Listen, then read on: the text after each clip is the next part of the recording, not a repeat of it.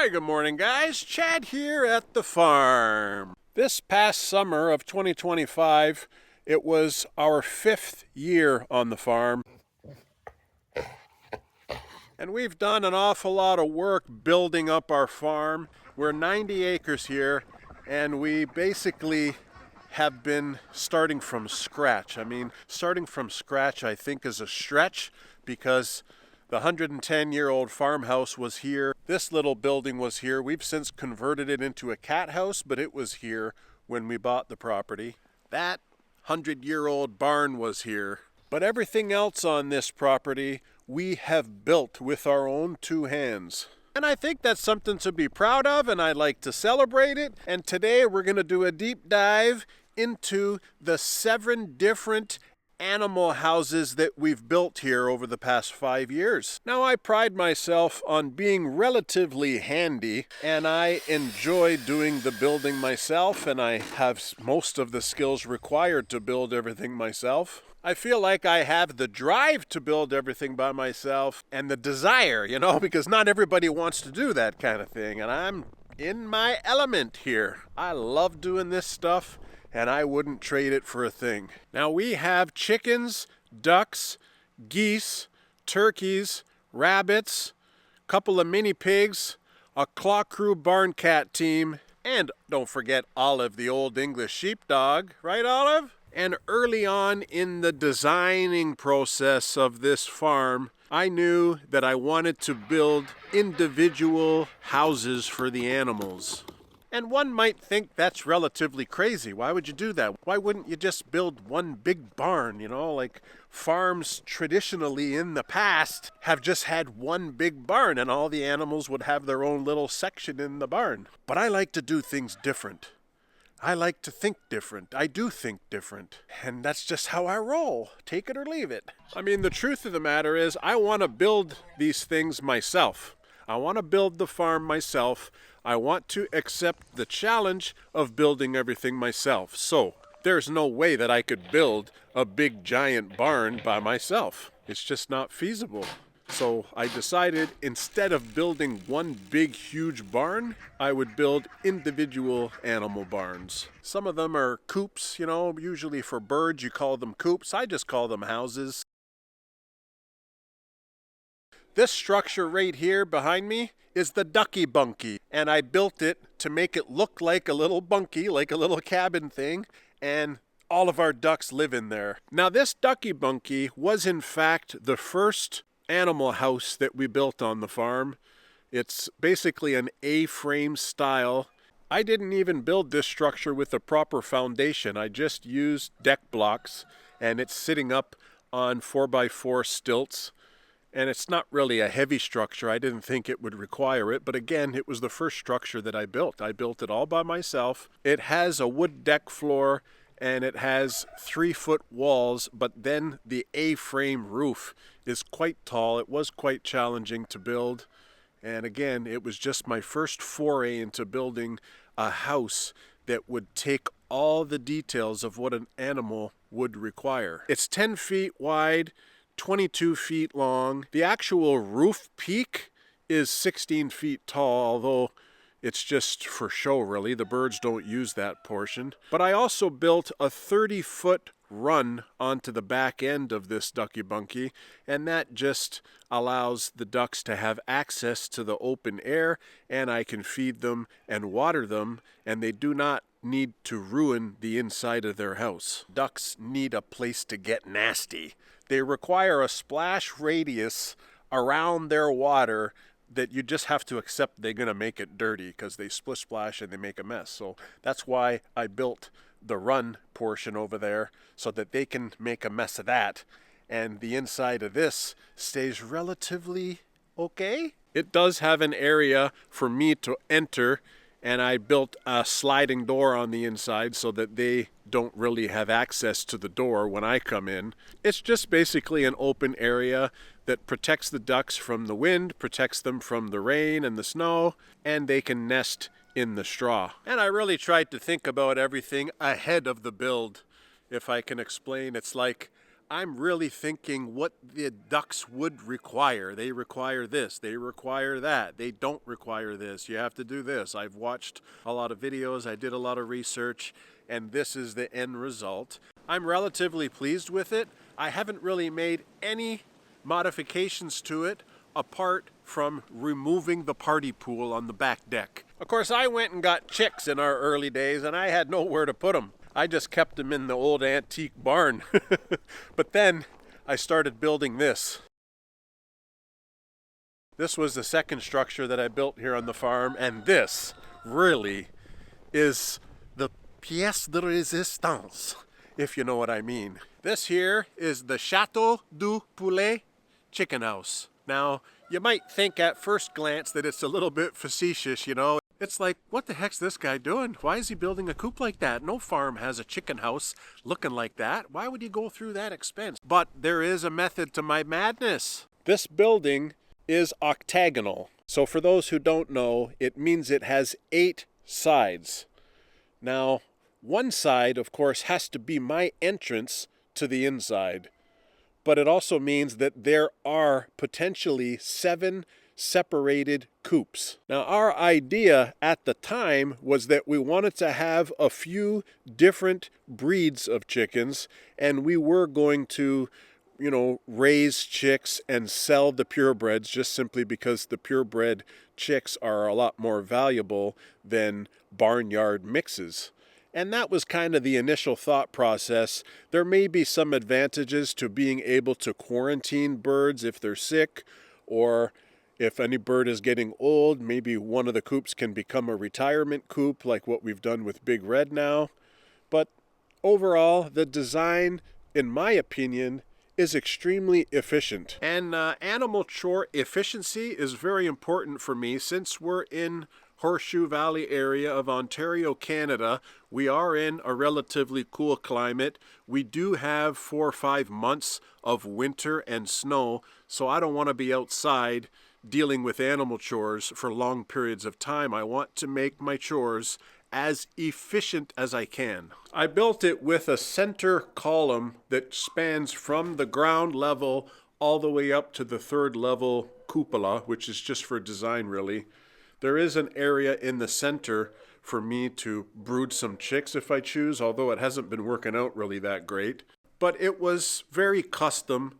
Every single piece I needed to cut, every angle I needed to measure at 22.5 degrees, which sounds easy when you say it, but actually building it with 8 sides with 22.5 degree angles is so much more difficult than one would imagine. It's probably the most difficult thing I've ever had to build in my life. But each coop has its own custom nesting boxes, and I used old milk crates to build the nesting boxes simply because I thought at the time that it might be easier to clean the milk crates as opposed to cleaning bare wood. Of course, in hindsight, chickens in general, I've learned, produce an extraordinary amount of dust.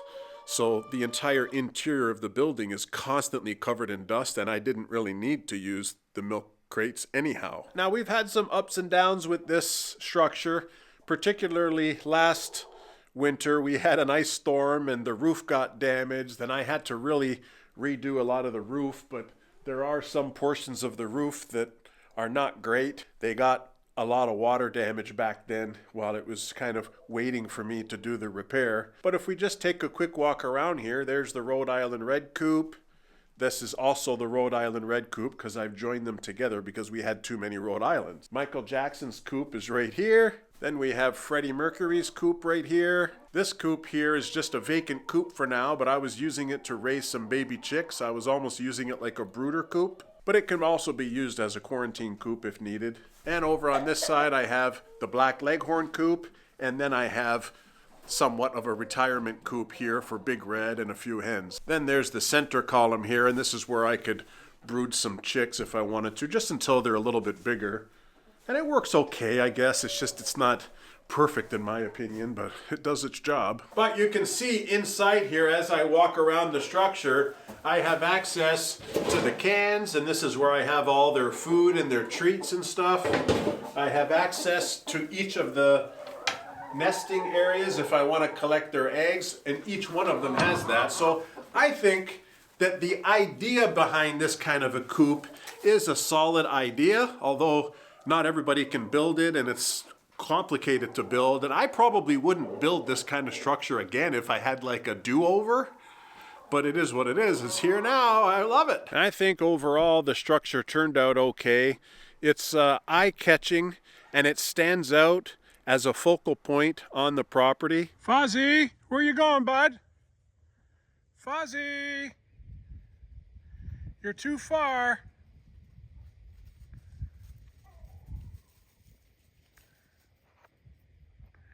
Wow, that was the fastest you've sprinted all year, bud. It's a good workout for you. Another thing I like about it is that it's completely covered by a roof. You know, it's not like a chicken wire roof. It's got like a proper roof. So really the birds don't get wet when it rains, which is ideal. You don't get mud inside their coops, you know. A couple years into this property, I traded a guy some fertile duck eggs for some fertile goose eggs. And we hatched out these geese, and when they were small, we had the geese living inside with the ducks. And then as they started getting bigger, we learned that that's probably not a good idea long term. Doable, but I just thought it wasn't a good relationship anyways. I just felt that they were not really getting along perfectly. So I started building the goose caboose. It's only 12 feet by 5 feet. It's only big enough to house our 4 geese. I call them the 4 Stooges, Larry, Curly, Mo, and Shemp. It had done a really great job for us housing the geese, and it allows me basically to march the ducks out into the orchard and free range the ducks into the orchard. And I also free range these geese out in the orchard, and their job is to protect the ducks. You know, guard the ducks from aerial predators and other small predators, because nobody wants to mess with a goose. But then again, in that ice storm last year, that portion collapsed. I rebuilt that. That's brand new. And the roof portion here had collapsed.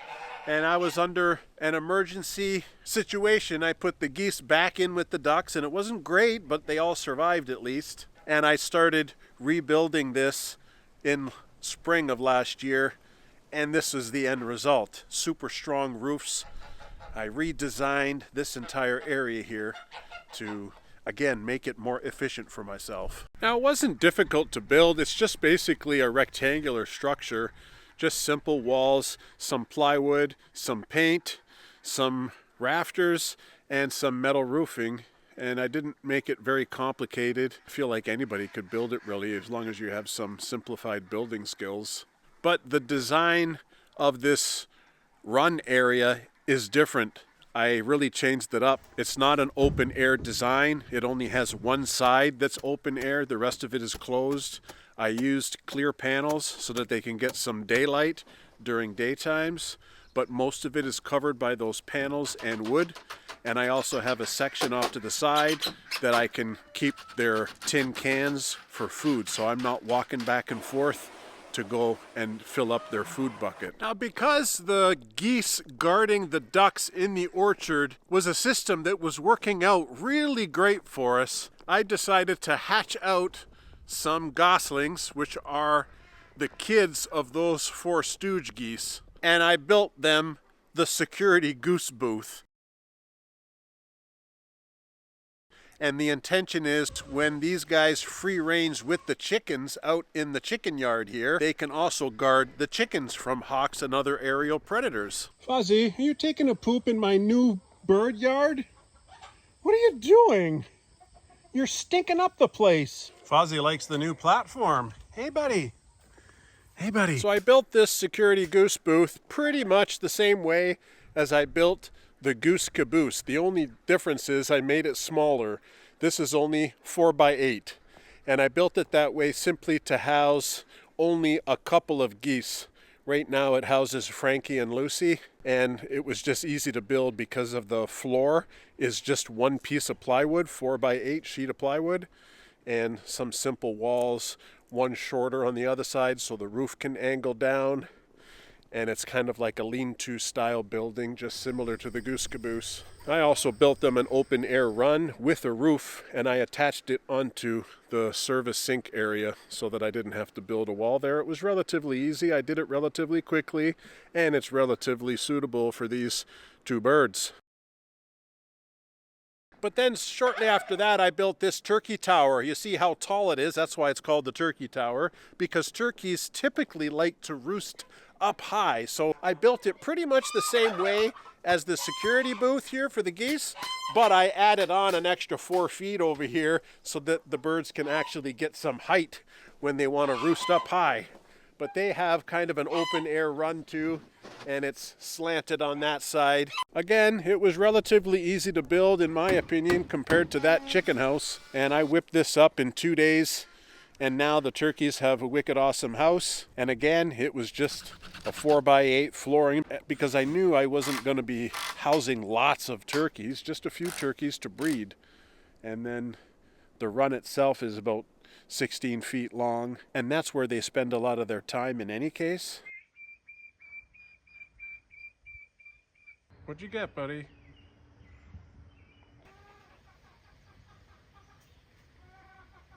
Because I wanted to free range the chickens, I wanted these structures to be built in a position where it has access to the chicken yard.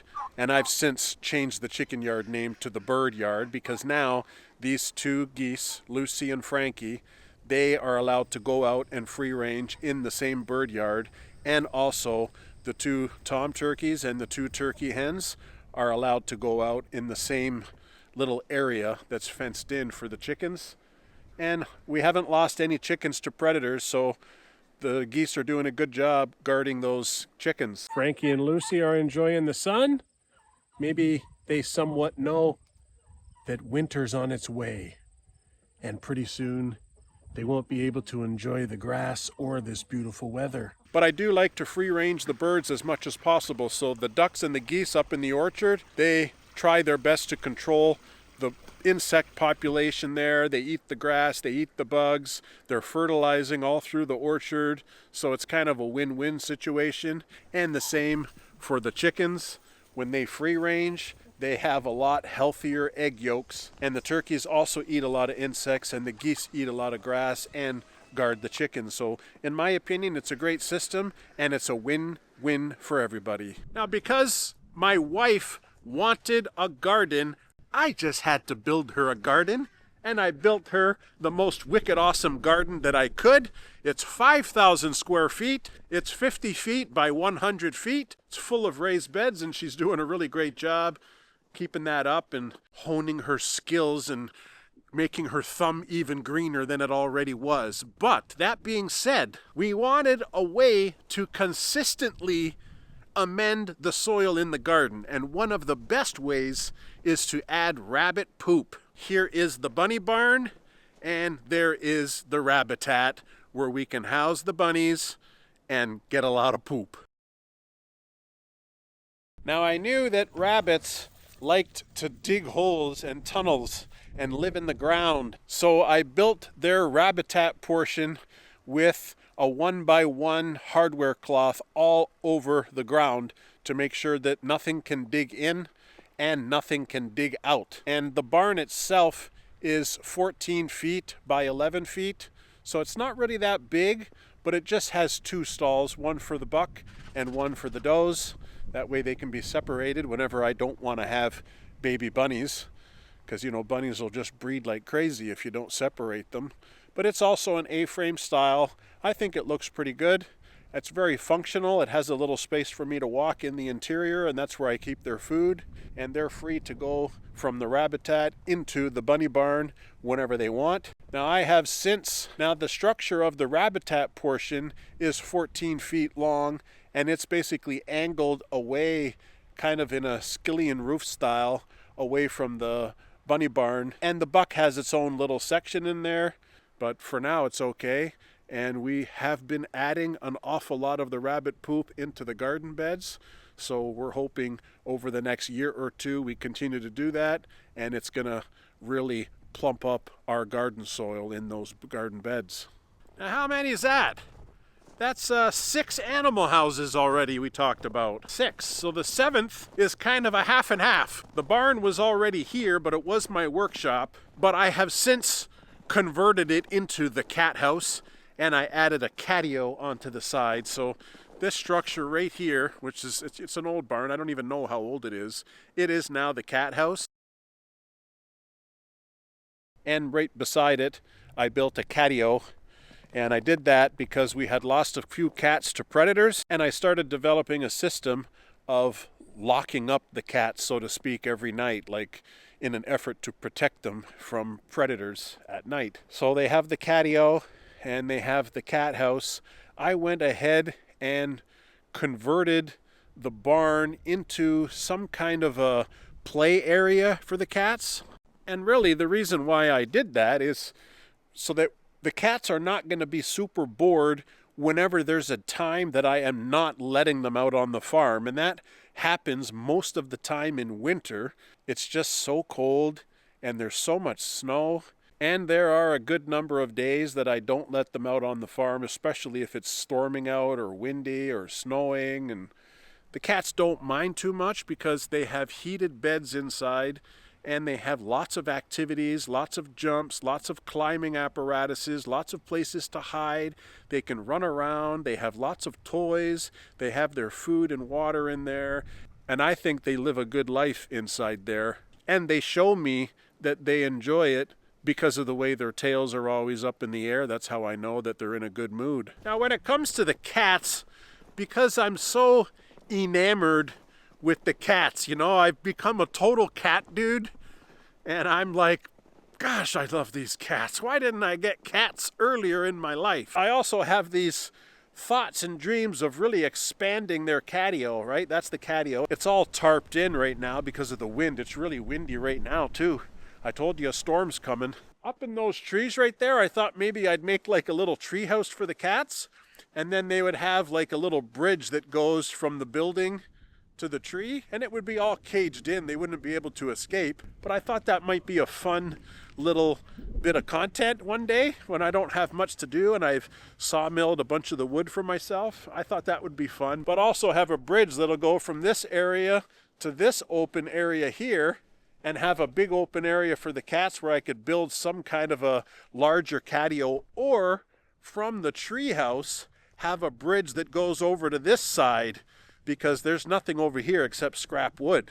And I could also build like a wicked awesome cat retreat for the cats. And again, that's not something that a farm needs. That's not a requirement. But I'm just like, I don't know, I might feel like I might want to build something one day for the cats so they can have even extra play area. You know what I mean? You know, I built this place to be fun and efficient. And if you think about winter efficiency, right? We have the chicken house right here.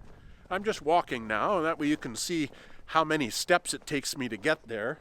We installed water right there.